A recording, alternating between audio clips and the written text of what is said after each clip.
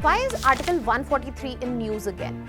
What is April 8 ruling which is the cause of all this chaos? And can SC overrule its own judgment because of presidential reference? April 8 ruling, the assent by governors, reservation of bill for the consideration of president and presidential reference to the Supreme Court. All of this combined has shaped up a political debate that is ongoing in our country. Hello everyone, welcome to Vajiram and Ravi's Flash News. My name is Shubhangi Singh and today we are going to understand everything around this particular debate. What has been the April 8 ruling? What is presidential reference? How it affects the matters? Is it binding on Supreme Court? And the main question that is coming to the fore, that will or can Supreme Court actually overturn its own judgment because of presidential reference? Now let us begin with understanding the first key word here, that is presidential reference. So when we talk about presidential reference, this has been present in our constitution in Article 143. अब इसका मतलब क्या है? What does it mean? It means that whenever the President of India needs some sort of opinion, it can seek that opinion from where? From Supreme Court. And what kind of opinions can President of India seek from the Supreme Court? It can seek important questions related to law or certain fact. It is as simple as that the President is taking constitutional advice or legal advice from the apex court in our country. यहाँ पर कुछ नहीं, President जो है एक constitutional advice या फिर legal advice जो है एपेक्स कोर्ट ऑफ लॉ से लेना चाह रहा है और इसका प्रोविजन जो है हमें आर्टिकल 143 में दिया गया है. नाउ ये जो एडवाइस लेनी जानी है वो कौन ले सकता है सुप्रीम कोर्ट से? Now who can take this advice which is being talked about here from the Supreme Court. Now this advice can be only taken by the President of India. This presidential reference, as the name itself suggests, this cannot be taken by the PM or the cabinet or the parliament directly. It can only be the President of India who can seek this advice, opinion on constitutional and legal matters. Now when we talk about this particular opinion seeking or advice seeking, why this provision has been given, इसका reason क्या है कि ये provision दिया गया या फिर president जो है यहाँ पर सुप्रीम कोर्ट को अप्रोच कर रहा है? इसका रीजन जो है बहुत सिंपल सा है. The reason that there is a provision that the president can approach the supreme court serves the very simple purpose of the fact that if there are any constitutional doubts in the minds of president, because he is the head of the state, if there are any constitutional doubts, he can clarify those doubts. And furthermore, if there is any scope to avoid prolonged legal disputes that are running, then this advice can be sought. And definitely to make sure that the country is or the government is acting within the constitution, to understand that such advice is sought from the Supreme Court.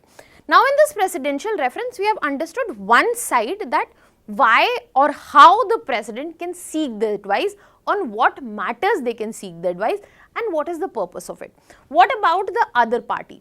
When we are talking about that the advice is being sought by the president from the Supreme Court, in this particular scenario, there is no foundation on the Supreme Court to give an answer. So they are not bounded, and if they want, they can decline if they find that matter is already under judicial consideration. For example, when we are talking about Ayodhya reference, in that particular scenario, Ram Janmabhoomi matter, that was already declined by Supreme Court, that we will not give an opinion to the president because that matter is already under legal consideration and a civil suit was already pending. So this is not binding that the Supreme Court, if the president goes ahead and asks for opinion, presidential reference, then it is not binding on the Supreme Court. It is their discretion if they want to give that advice or if they do not want to give advice. Now the next question that usually comes in here is the fact that the Supreme Court, the advice that Supreme Court will come with, First discretion is at Supreme Court's end that if they want to give the advice or not. But once the Supreme Court has given the advice, is that binding or is that opinion compulsorily to be operated by the President? In this consideration, you have to understand first article, that is Article 141. This clearly says whatever judgments are given by Supreme Courts, they will serve as binding precedents. Now, what do we mean by binding precedents? That means these will be like case studies or the precedents that can be used by lower courts in the other cases that they are handling. As simple as that. But this has nothing to do with presidential reference. When we are talking about presidential reference, which is dealt in Article 143, the advice that is given by Supreme Court, it is not binding. It creates no precedent that is to be followed like normal judgments that we are talking about in Article 141. They are simply advisory in nature only. So that means it is the discretion of Supreme Court to give the advice or not. Similarly, once the advice has been given and it has been told, it is again not compulsory to accept that advice or it is binding in some sort of nature. It is absolutely advisory in nature. But why this advice is sought when it is present on discretion, and why it is sought when it has no binding powers? It is sought because it carries a lot of weight and because it has highly persuasive value. Even though they are not binding, because of the presidential reference, they carry their due weightage, they carry due respect associated with it and make an impact in the polity, in the society. And that is why multiple presidential references have been seen in our country since independence, be it 1951, where Delhi's Law Act case was taken up, which defined the limits of delegated legislation, or be it 1978 Special Courts Bill, 1998 the third judges case. We also talked about the Ram Janmabhoomi case, 1993, where the presidential reference was denied by Supreme Court. So all these presidential reference hold an important understanding that how gradually this presidential reference have made a mark. Now let us move to the key point that we started our conversation with. Now that we have understood what are these key terms, what do they mean, and what are the associated factors herein. Now the question that comes in, that can Supreme Court actually overturn its judgment because of presidential reference? But to understand that, we need to understand the current political debate. So presidential reference has been raised by President Draupadi Murmu and she has asked 14 questions. She has asked 14 questions. Now why she has asked 14 questions? Let us understand that first. So these 14 questions come from a April 8 ruling. They are associated with April 8 ruling. Now this ruling has nothing to do with presidential reference. This comes like a normal judgment and it is a binding judgment.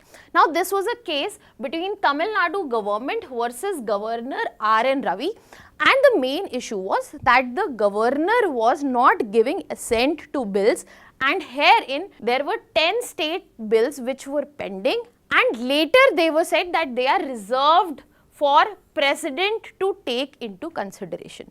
On this particular issue itself, when this case went to the Supreme Court, now you can tell me in the comment section why this case went to the Supreme Court, why did it not go to High Court in this particular scenario?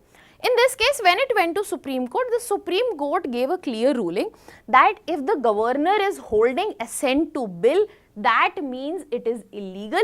This inaction makes it illegal, and this was the first time that Supreme Court also set judicially enforceable timelines, that the governor has to give assent in this particular timeline. The president gets only 3 months to consider the bill that has been reserved for them, and if they are not, then the center has to let know the reasons that why that the consideration was not properly. So the timeline was fixed for governors as well and for president as well.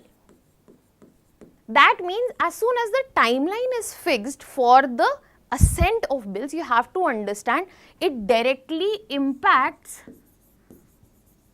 absolute veto and pocket veto.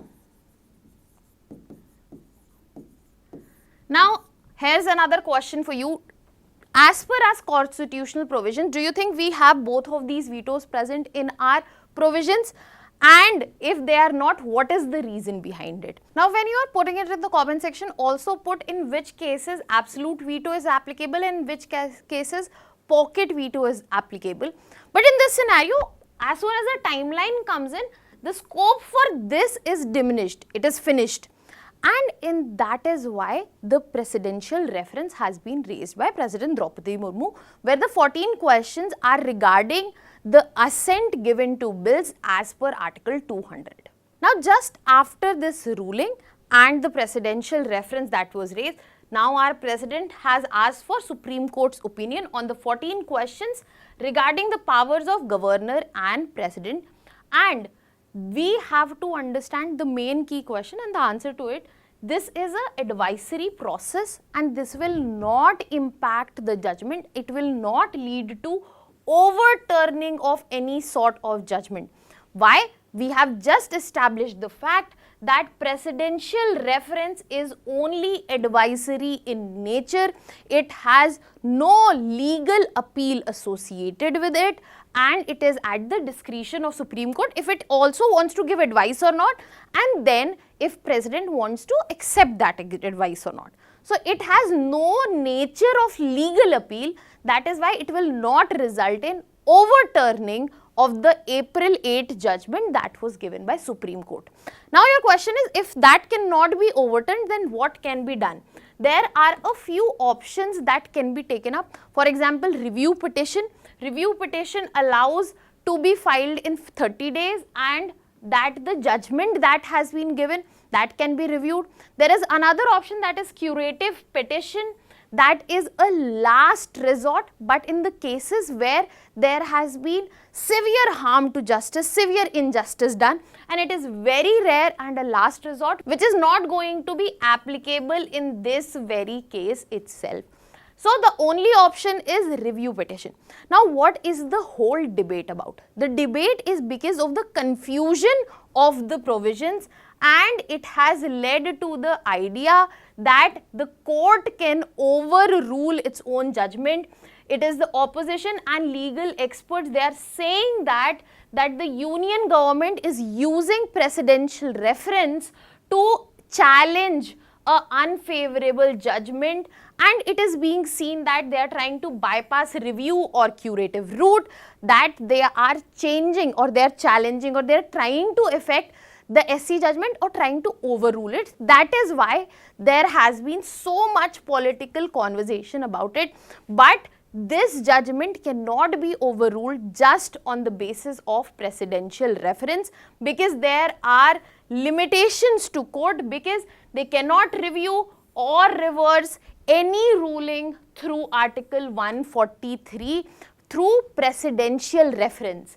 It can only clarify, refine or elaborate the legal principles of a present ruling. For example, if we talk about the collegium cases, SC refined the details related to appointment procedures without overturning their original verdict that they had given. So we have a precedent here as well, where we see that SC did not overturn its verdict because of the presidential reference. The only thing can happen is the elaboration, clarification or refinement of the judgment that has been given. Now, what do you think about all of this debate that is going on? What are the parts that you want more clarity on? You can put it down in the comment section. That was all from my side. Thank you so much.